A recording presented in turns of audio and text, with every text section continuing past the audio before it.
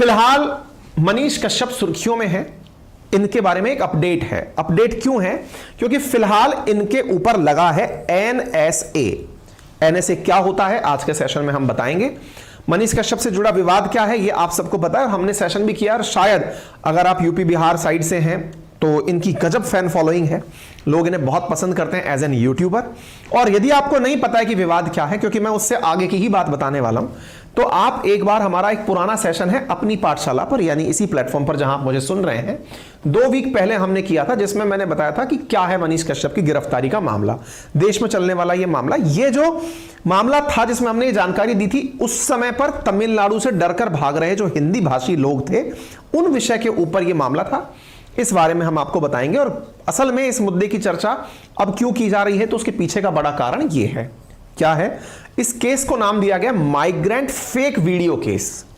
Migrants fake video case में मतलब मनीष कश्यप नाम जो है, जो मनीष कश्यप यूट्यूबर हैं, उन्होंने माइग्रेंट्स को लेकर फेक वीडियो बनाया था। उस केस के बारे में कहा जा रहा है कि बिहार के YouTuber Manish Kashyap booked under NSA in Tamil Nadu.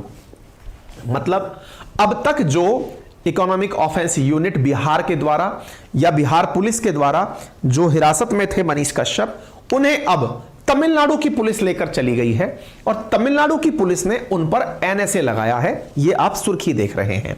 YouTuber who spread fake videos of Bihar migrants attacked in Tamil Nadu booked under NSA. Fake video आप इधर देख सकते हैं।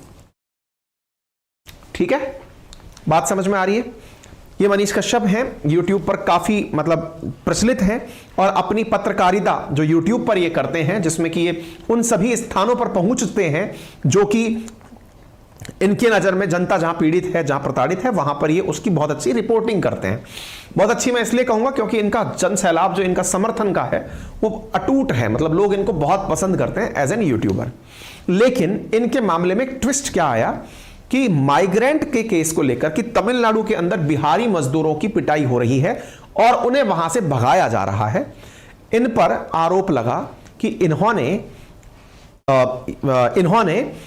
तमिलनाडु से जो श्रमिक हैं उन्हें मारकर भगाया जा रहा है, इसका वीडियो फेक वीडियो बनाया था। फेक वीडियो मतलब इन्होंने श्रमिक भी खुद से ही डिजाइन किए थे। खुद से डिजाइन किए थे मतलब जो श्रमिक थे जिनके ऊपर फोटोशूट किया गया था वो फर्जी थे। मतलब वो तमिलनाडु में थे ही नहीं, वो कहीं बिहार के ही किसी गांव अथवा शहर में थे, जहां से इन्होंने उस वीडियो को शूट करवाया और उसको आधार बनाकर, क्योंकि इन्होंने ही उस फर्जी वीडियो को बनवाया और उसके आधार पर लोगों में यह डर फैला दिया कि तमिलनाडु के अंदर बिहारियों के साथ में ज्यादती हो रही है। इस कारण से जो बिहार में रहने वाले, जो तमिलनाडु में रहने वाले उस समय जो बिहारी मजदूर थे, उनमें एक बहका माहौल बना और बहके माहौल के चलते वो बिहारी मजदूर भी तमिलनाडु से निकल के आना शुरू हो गए।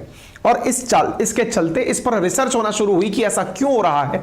बहुत से मुद्दे आने लगे और जब आप सर्विंग में होते हैं तो उस समय पर उनके साथ जो इश्यूज रहे थे उनमें से मुद्दा आने लगा कि तमिलनाडु के वर्कर्स को यह बात पसंद नहीं आ रही है कि बिहारी मजदूर सस्ते में काम क्यों करते हैं। इस कारण से बिहारी मजदूरों को भागकर भगाया जा रहा है। हमने भी, क्योंकि ये मुद्दा बिहार की असेंबली के अंदर, सुर्खियों के अंदर, सब जगह चला था, तो हमने इस मुद्दे को कवर किया था कि तमिलनाडु से क्यों भागकर आ रहे हैं बिहारी मजदूर। लेकिन पुलिस और तमिलनाडु की पुलिस, बिहार पुलिस और तमिलनाडु पुलिस जिस खोज तक पहुंची वो ये थी कि जिस फर्जी वीडियो से यह माहौल बनाया गया वो फर्जी वीडियो इन्होंने बनाया था। इसी कारण से इन्हें तमिलनाडु पुलिस ने नेशनल सिक्योरिटी एक्ट के अंदर बुक किया है। National security act Tamil Nadu police ने इनको लिया है और इन्हें मतलब बिहार से लेकर के ये फिलहाल तमिलनाडु लेकर चले गए हैं और वहां जाकर के इन्हें जुडिशियल कस्टडी के अंदर भेज दिया गया है। आप इधर देख सकते हैं इनको ट्रांजिट रिमांड पर, यानी कि एक जगह से दूसरी जगह यात्रा के लिए। आप यहां पर देख सकते हैं, ये खबर आपके सामने है, ANI की खबर है 29 मार्च की, कि इनको यहां पर मदुरई के अंदर रखा गया है। ये वो वीडियो है इनका जो इन्होंने जब एयरपोर्ट पे थे तब इन्होंने, जब ये लेके जा रहे थे, उस समय इनसे इंटरव्यू लिया पत्रकारों ने और उस समय इन्होंने जो बातें बोली वो बिल्कुल इसी तरह की थी कि भाई मेरे साथ पुलिस ने गलत बर्ताव नहीं किया है और राजनीति से प्रेरित होकर के कि भाई बिहार के अंदर बदलाव आएगा, बिहार के युवा को बदलना चाहिए, ये इस बातें इन्होंने इस तरह की बातें बोली हैं। फिलहाल के लिए ये मदुरई है और मदुरई के अंदर ये ट्रांजिट रिमांड के माध्यम से पहुंचे हैं। ट्रांजिट रिमांड क्या होता है? तो दंड प्रक्रिया संहिता 1973 सीआरपीसी के तहत धारा 41 के अंतर्गत पुलिस किसी व्यक्ति को जब गिरफ्तार करती है तो उसे 24 घंटे के अंदर मजिस्ट्रेट के सामने पेश करना होता है। ऐसी स्थिति में ये कहां से कहां तक ले जाए गए हैं? बिहार से लेकर तमिलनाडु ले जाए गए हैं। तो ये जो यात्रा का रिमांड होता है ये ट्रांजिट रिमांड कहलाता है। ठीक है, अच्छा अब आती है बात इनको एनएसए लगाने की। तो एनएसए का क्या लॉजिक है? नेशनल सिक्योरिटी एक्ट क्यों लगाया जाता है?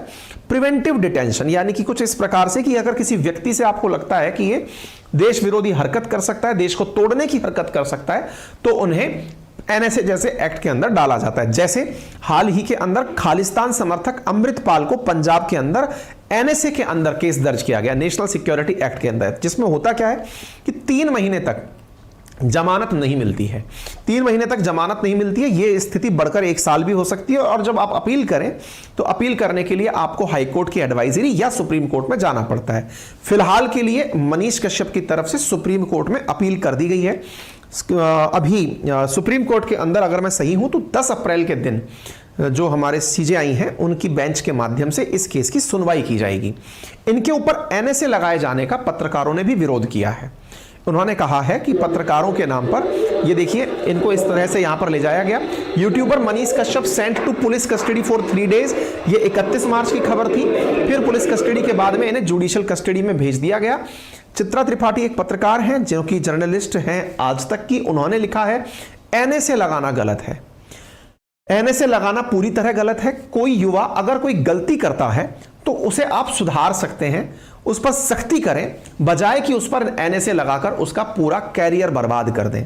ठीक इसी प्रकार से अजीत अंजुम जो भी यूट्यूब पर ही पत्रकारिता करते हैं, पहले ये इंडिया टीवी के मैनेजिंग एडिटर रह चुके हैं और न्यूज़ 24 के भी रह चुके हैं, और इन्हें बिहार में फ्लड रिपोर्ट करने के लिए गोयनका अवार्ड भी मिला है। इन्होंने भी लिखा है कि मैं भी मानता हूं कि एनएसए लगाना गलत है, कानून की तमाम धाराएं काफी हैं। वैसे बीते सालों में दर्जनों प्रोफेसर, डॉक्टर, पत्रकार, एक्टिविस्ट को बीजेपी सरकारों ने एनएसए और यूएपीए और राजद्रोह के मामलों में फंसाकर महीनों तक जेल में बंद रखा है। ऐसे नामों की लिस्ट बहुत लंबी है। आंकड़े गवाह हैं कि 8.25 साल के मोदी राज में इन कानूनों का सबसे बेजा इस्तेमाल हुआ है। हालांकि ना तो बिहार में बीजेपी सरकार है, ना तमिलनाडु में बीजेपी सरकार है, लेकिन जब तमिलनाडु में यह केस दर्ज किया गया है तो ये इसके साथ साथ ये बोल रहे हैं कि जैसे इन पर लगाना गलत है, ऐसे ही और लोगों पर भी जिन पर एनएसए लगाया गया वो गलत था। अब ये एनएसए होता क्या है? तो साथियों, एनएसए एक ऐसा कानून है जो कि 1980 में सुरक्षा के लिहाज से सरकार को ज्यादा शक्ति देने के लिए बनाया गया था। क्या 1980 में ही बनाया गया था? नहीं, ये अंग्रेजों के काल का है। अंग्रेजों के काल में जो विरोध करते थे उन लोगों को रोकने का है। नेशनल सिक्योरिटी एक्ट ऐसा कानून है जिसमें यह प्रावधान किया गया कि यदि किसी व्यक्ति से कोई खास खतरा सामने आता है तो उस व्यक्ति को हिरासत में लिया जा सकता है। यदि सरकार को लगता है कि कोई व्यक्ति देश के लिए खतरा है तो उसे गिरफ्तार किया जा सकता है। नेशनल सिक्योरिटी यानी देश की सुरक्षा के लिए खतरा है तो उसे गिरफ्तार किया जा सकता है। इस प्रकार से एनएसए इन पर अप्लाई हुआ।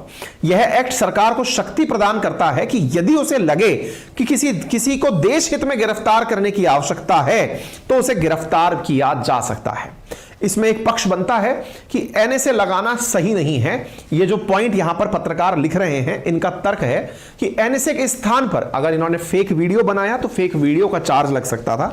फेक वीडियो के आधार पर फेक वीडियो का जो धाराएं हैं या फिर गलत जानकारी प्रेषित करने की जो धाराएं हैं वो लगाई जा सकती थी, लेकिन एनएसए लगाकर इनका कैरियर बर्बाद करने का प्रयास किया जा रहा है। ऐसा क्यों कहा जा रहा है? क्योंकि अल्टीमेटली इसमें जमानत मिलने के चांसेस बहुत कम होते हैं। यहां तक कि यह कहा जाता है कि संदिग्ध व्यक्ति को 3 महीने तक बिना किसी जमानत के हिरासत में रखा जा सकता है। इसकी अवधि बढ़ाई भी जा सकती है और इसमें रखने के लिए आरोप लगाने की भी जरूरत नहीं है। अर्थात यह भी तय करने की जरूरत नहीं है कि तुमने क्या किया, तुम पर एनएसए लगा है, यानी तुम राष्ट्र की सुरक्षा के लिए खतरा हो। इसको खतरा क्यों माना गया? बोले इन्होंने बिहार के मजदूरों को भड़काया कि तुम तमिलनाडु के अंदर तुम्हारे साथ में गलत हो रहा है। ऐसी स्थिति में इन लोगों को, इसको एनएसए को यहां पर लगाया गया। हिरासत की समय अवधि को 12 महीने तक किया जा सकता है और हिरासत में लिया गया व्यक्ति हाईकोर्ट के एडवाइजरी के सामने अपील कर सकता है। राज्य सरकार को यह बताना होता है कि इस व्यक्ति को हिरासत में रखा गया है। ठीक है, एनएसए कब आया था? 1881 के अंदर ब्रिटिशर्स के द्वारा बंगाल रेगुलेशन थर्ड नाम का कानून बनाया गया था। 1919 में जो रॉलेट एक्ट आया था, जिसमें कहते हैं कि बिना अपील बिना दलील का जो एक्ट था, वो भी एक प्रकार से एनएसए का ही रूप था। वर्तमान की सरकारों के द्वारा अपने विरोध में जो लोग हैं उनको दबाने के लिए आज भी एनएसए का उपयोग किया जाता है। आपके दिमाग में एक प्रश्न बनेगा, सर इस प्रकार से तो कोई भी व्यक्ति बोलने से डरेगा। देखिए, फेक अगर वो चीज थी तो फेक वीडियो बनाना और फेक वीडियो बनाकर गलत सूचना फैलाना यह भी एक क्राइम है। क्राइम इसलिए है क्योंकि इससे वाकई में देश की एकता और अखंडता में जो फर्क पड़ा, क्योंकि लोगों में यह भावना बैठ गई, क्योंकि जो बहुत से मजदूर वहां काम कर रहे थे उन्हें यह लगने लगा कि हमारे साथ वाकई में ऐसा हो रहा है, इसलिए वहां भगदड़ मच गई। दूसरी तरफ क्या एनएसए लगाना पूरी तरह उचित है? तो इसका संज्ञान अब कोर्ट लेगी। सुप्रीम कोर्ट आपके जितने भी तर्क हैं या फिर जो मनीष कश्यप की तरफ से बचाव के जो तर्क दिए जा सकते हैं उनकी सुनवाई करेगी और सुनवाई करके कोर्ट जो सुप्रीम कोर्ट जो है वो इस पर आगे फर्दर प्रोसीडिंग्स देगी। इसमें आगे की राह क्या है? देखिए, मनीष कश्यप लगातार बोलते जा रहे हैं कि जब वो वापस आएंगे तो वर्तमान सरकार जो कि तेजस्वी यादव और नीतीश कुमार की जो सरकार है उनके लिए एक बड़ा चैलेंज बनेंगे। तो उनके इस बयानबाजी को लेकर के ये माना जा रहा है कि अब वो धीरे धीरे राजनीतिक प्रतिशोध की तरफ उतर रहे हैं। उनके राजनीतिक इंक्लिनेशन है, ये ऑलरेडी सरकार का आरोप है कि वो राजनीति के चलते ये सारे काम कर रहे हैं। लेकिन राजनीति में क्या सही क्या गलत ये तो जनता तय करती है।